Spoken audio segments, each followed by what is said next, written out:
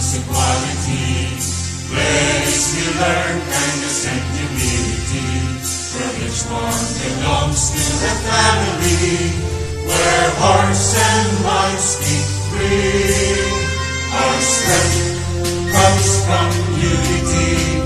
We work together in harmony, in a peaceful and loving community. We are champions, rejoicing our victory.